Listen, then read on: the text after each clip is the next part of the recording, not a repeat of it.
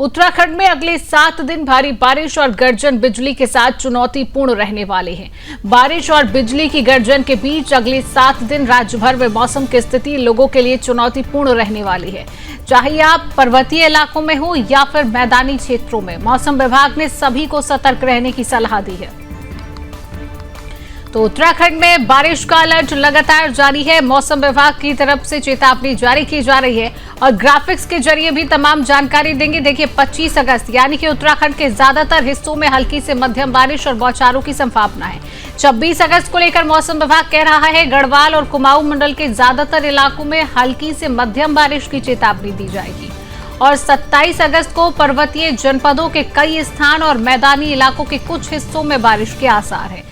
28 अगस्त को पर्वतीय जनपदों में कहीं कहीं हल्की से मध्यम वर्षा की संभावना है।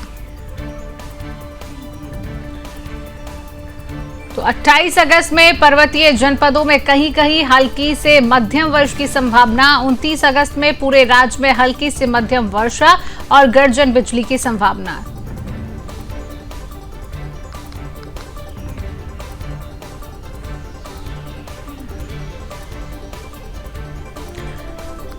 तो लगातार मौसम विभाग की तरफ से अलर्ट जारी किया गया है। तो उत्तराखंड में बारिश का अलर्ट लगातार जारी है और अब आपको एक और ग्राफिक्स दिखाएंगे कि आखिरकार पर्वतीय इलाकों में आपदाएं क्यों आती हैं और ये बार बार आपदाएं क्यों आ रही है। देखिए मौसम का पैटर्न जो है वो बदल रहा है। जलवायु परिवर्तन यानी कि क्लाइमेट चेंज, मौसम का पैटर्न बदल रहा है। अचानक तेज बारिश और क्लाउड बर्स्ट जैसी घटनाएं पहले से कहीं ज्यादा अब हो रही हैं, जिस वजह से आपदाएं जो है वो भी बढ़ रही हैं।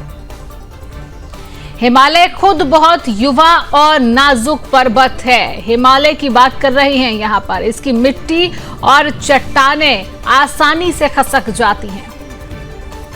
नदियों के किनारे बने होटल, सड़क चौड़ीकरण, सुरंग, डैम जो हैं वो बने हुए हैं। ये सब प्रकृति के संतुलन को बिगाड़ रही हैं।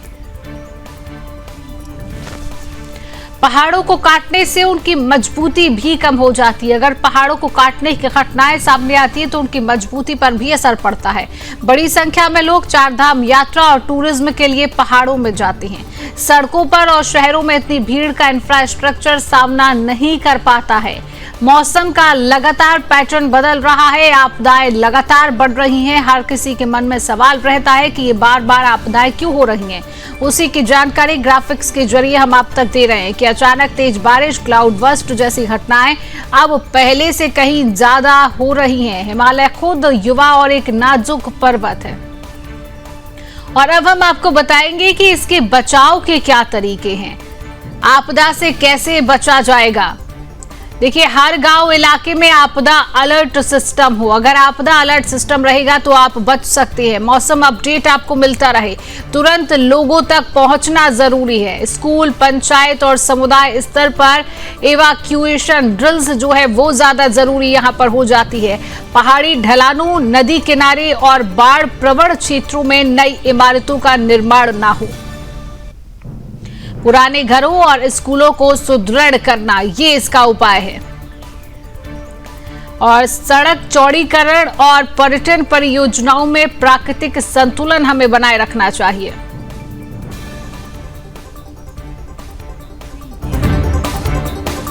पेड़ कटने और भूमि खसकने से रोकना चाहिए। देखिए ये बचाव के उपाय लगातार हम बता रहे हैं कि हर गांव में रिलीफ किट्स होनी चाहिए, खाद्य सामग्री उपलब्ध होनी चाहिए, दवा और आपातकालीन शेल्टर भी होने चाहिए।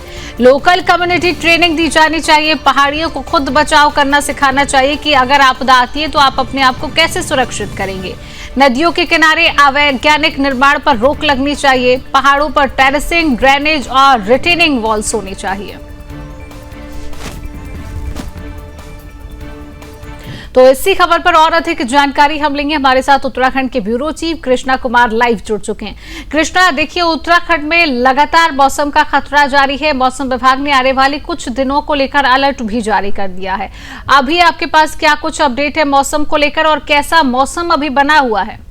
कृष्णा।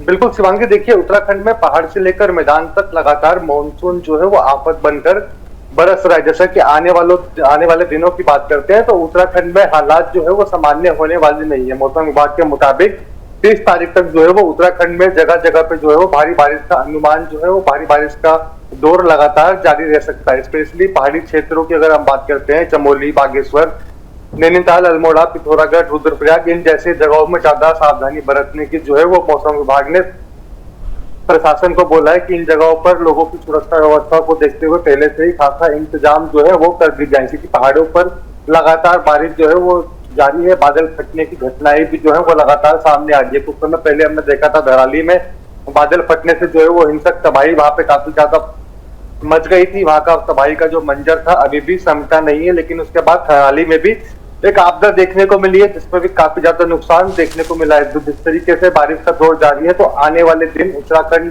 के वासियों को और ज्यादा सतर्क रहने की जरूरत है, क्योंकि लगातार शासन प्रशासन भी सभी जनता से और उत्तराखंड आने वाले पर्यटक और श्रद्धालुओं से अपील करता हुआ दिख रहा है कि फिलहाल अगर जरूरी ना हो तो अपनी यात्रा को टाल दे। उत्तराखंड के जो स्थानीय निवासी हैं, जो नदी नाले किनारे, जो गंगा किनारे बसे हुए हैं झुग्गी झोपड़ियों में भी, उनको भी सुरक्षित स्थानों पर जो है वो लगातार प्रशासन द्वारा शिफ्ट किया जा रहा है। और हम अगर पहाड़ी क्षेत्रों की बात करते हैं, चाहे मैदानी क्षेत्रों की बात करें, यहाँ पे भी लगातार पुलिस प्रशासन द्वारा अपनी पीसीआर गाड़ी से जो है वो तमाम मोहल्लों में झुग्गी झोपड़ियों के आसपास अलर्ट उनको किया जा रहा है। वहां से उनसे अपील भी करी जा रही है कि जरूरी ना हो तो घरों से बाहर ना निकले, और जो झुग्गी झोपड़ी नदी नाले किनारे हैं उनसे वहां पे सुरक्षित स्थानों पर जो है वो शिफ्ट किया जा रहा है। क्योंकि मुख्यमंत्री भी डेली लगातार सुबह 1 घंटा वो सभी जिलाधिकारियों के साथ जो है वो ब्रीफिंग करते हैं और उनसे जानकारी लेते हैं कि उनके जिले में क्या क्या हालात है।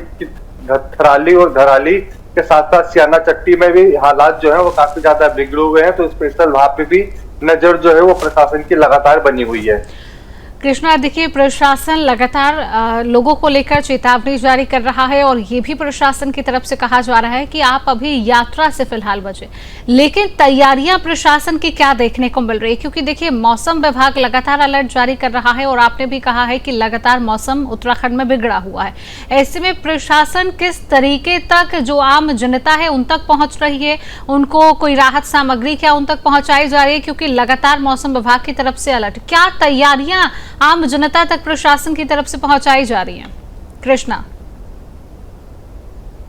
बिल्कुल, देखिए अगर हम इस समय शिवांगी आपदा प्रभावित क्षेत्रों की बात करते हैं, उत्तरकाशी के धराली और चमोली के थराली की, तो उत्तरकाशी में समय से पहले ही जो है वो सभी राहत सामग्री और जरूरी सामान जो है वो हेली के माध्यम से लगातार पहुंचाया जा रहा है। और जैसे कि मौसम लगातार बिगड़ता रह रहा है, तो जितना समय प्रशासन को मिल रहा है एयरलाइंस क्लियरेंस का, तो उन समय रहते ही प्रशासन ज्यादा से ज्यादा राहत सामग्री और राशन जो है वो समय पर उत्तरकाशी और थराली में जो है वो पहुंचाया जा रहा है अलग अलग जगहों पर, ताकि किसी व्यक्ति को कोई परेशानी ना हो। क्योंकि 5 अगस्त को धराली में आपदा आई थी, उसके बाद से सड़क मार्ग जो है वो पूरी तरीके से बाधित पड़ा हुआ है। धराली जाने का कोई भी रास्ता फिलहाल नहीं है। डबरानी तक जो है वो रास्ता सही हो चुका है, लेकिन धराली तक रास्ता को पूरे तरीके से सही करने में, ट्रैफिक के लिए पूरा सही करने के लिए लगभग 1 हफ्ते का समय जो है उसमें और लग सकता है। तब तक के लिए एक ही माध्यम है, हेली के माध्यम से ही वहां पे राहत सामग्री, राशन और जरूरी सामान जो है वो हेली के माध्यम से भेजा जा रहा है। इसके अलावा जब परसों शनिवार को हमने देखा था थराली में जब बादल फटा था, तो वहां के भी रोड